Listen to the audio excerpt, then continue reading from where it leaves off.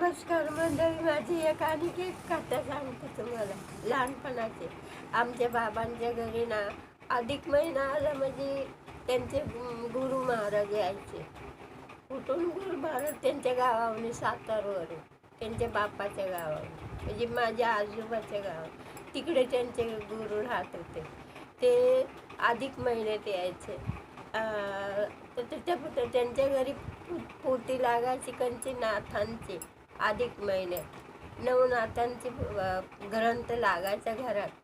जेवढा ग्रंथाचं पानं आहे तेवढं चालायचं. किती? 1 महिना, 40 दिवस, 35 दिवस असं ती पोती चालायची बरं का, अधिक महिना संपेपर्यंत. असे रोज रोज ते महाराज पोती वाचायसाठी यायचे, राहायचे, खाया प्यायचे. त्यांचे रोज घरचे लोक सेवा करायचे.